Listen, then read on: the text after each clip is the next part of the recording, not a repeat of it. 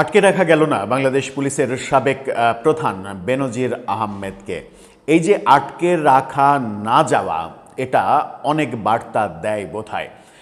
দুবাইতে তিনি জামিন পেয়েছেন এবং কারামুক্ত হয়েছেন, দুবাইতে উন্মুক্ত জীবনযাপন করছেন।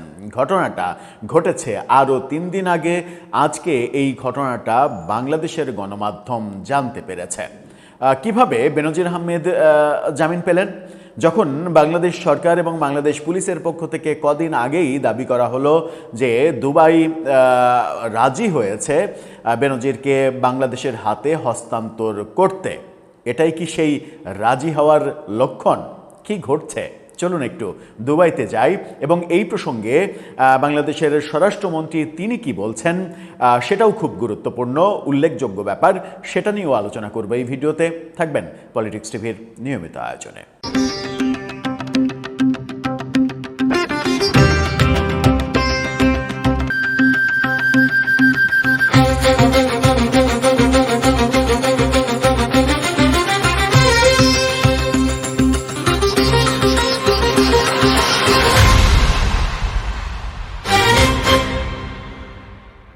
দর্শক, বলছিলাম বেনজির আহমেদকে আটকে রাখা গেল না। তার গ্রেপ্তারের পরেই আলোচনা ছিল যে যেহেতু এই বেনজির আহমেদ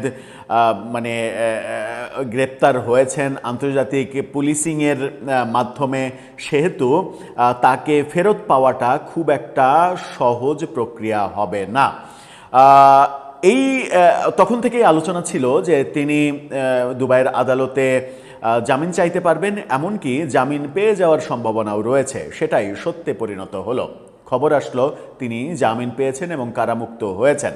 আদালত হয়তো কিছু কন্ডিশন দিয়েছে তাকে, কন্ডিশন তো দিতেই পারেন আদালত, কিন্তু তিনি মুক্ত বিহঙ্গের মতো জীবনযাপন করছেন এবং এই ব্যাপারগুলো, আদালতের এই ব্যাপারগুলো চলমান অবস্থায় নিশ্চিত করেই বলা যায় যে বেনজির আহমেদকে বাংলাদেশে ফেরত আনা যাবে না। এই ঘটনা কেন ঘটলো, কি বলছে গণমাধ্যম? চ্যানেল 24-এর এই ফটোকার্ডটা দেখে নিন। দুবাইয়ের জামিনে কারামুক্ত বেনজির আহমেদ, কিন্তু ঘটনাটা ঘটেছে গত 30 জুলাই। আমরা আগস্টের 2 তারিখে এসে জানতে পারছি মাঝখানে 3 দিন কেটে গেছে। এখানে বলা হচ্ছে দুবাইয়ে গ্রেপ্তারের পর শর্ত সাপেক্ষে জামিনে কারামুক্ত হয়েছেন সাবেক পুলিশ প্রধান বেনজির আহমেদ। সংযুক্ত আরব আমিরাতের একটি আদালত গত 27 জুলাই তার জামিন আবেদন মঞ্জুর করেন। জামিন পেয়েছেন 27 তারিখ, 30 তারিখে কারামুক্ত হয়েছেন তিনি। পরে প্রয়োজনীয় আইনি প্রক্রিয়া সম্পন্ন হওয়ার পর 30 জুলাই তিনি কারাগার থেকে মুক্তি পান। কারামুক্তির পর বেনজির আহমেদ গণমাধ্যমে দেয়া সংক্ষিপ্ত প্রতিক্রিয়ায় বলেছেন, আদালতের নির্দেশ অনুযায়ী তিনি জামিনে মুক্তি পেয়েছেন। তিনি জানান, বর্তমানে শারীরিকভাবে তিনি সুস্থ, তবে মামলার পরবর্তী আইনি প্রক্রিয়া সম্পর্কে আর কোনো মন্তব্য করতে তিনি রাজি হননি। দুবাই সংশ্লিষ্ট একাধিক সূত্র জানিয়েছে, আদালত তার জামিনের সঙ্গে কয়েকটি শর্ত যুক্ত করেছে। এসব শর্তের মধ্যে রয়েছে বেনজির আহমেদ আদালতের হেফাজতে থাকবে তার পাসপোর্ট, তিনি আদালতের অনুমতি ছাড়া সংযুক্ত আরব আমিরাত ছাড়তে পারবেন না, এরকম শর্ত রয়েছে।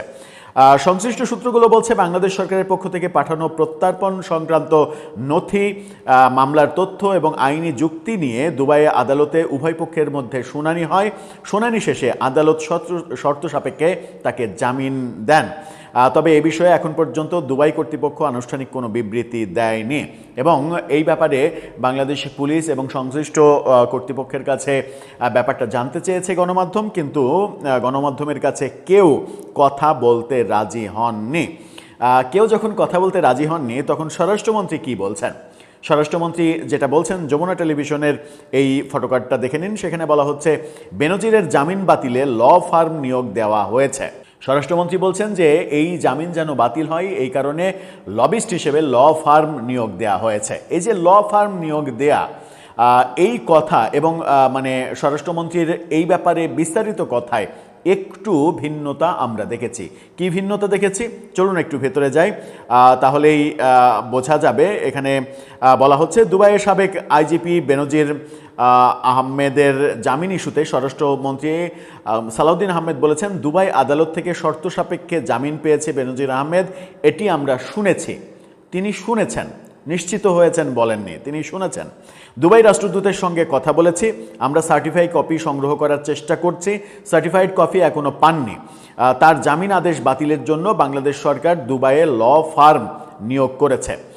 মানে তিনি এখনও সার্টিফাইড কপি হাতে পাননি। তিনি বলছেন যে তিনি শুনেছেন এবং ওই শোনার পরিপ্রেক্ষিতে ল ফার্ম নিয়োগ করার সিদ্ধান্ত নেওয়া হয়েছে। তার মানে এই যে শুনেছি এখনও সার্টিফাইড কপি পাইনি, এই ব্যাপারগুলো কৌশলে মূল ব্যাপারটা এড়িয়ে যাওয়ার একটা কৌশল হতে পারে, কারণ এটা খুবই বিব্রতকর একটা ব্যাপার। বেনজির আহমেদ বাংলাদেশে এবং বাংলাদেশ সরকারের কাছে এই মুহূর্তে মোস্ট ওয়ান্টেড একজন, এবং তিনি এই সাম্প্রতিক যে মামলাটা বেশ মানে গুরুত্ব বহন করছে, 2013 সালের মানে মতিঝিল কাণ্ড, মতিঝিলের শাপলা চত্বর কাণ্ড, সেই মামলায় বেনজির আহমেদ অন্যতম মানে প্রধান আসামি, অন্যতম প্রধান আসামি তো শেখ হাসিনা।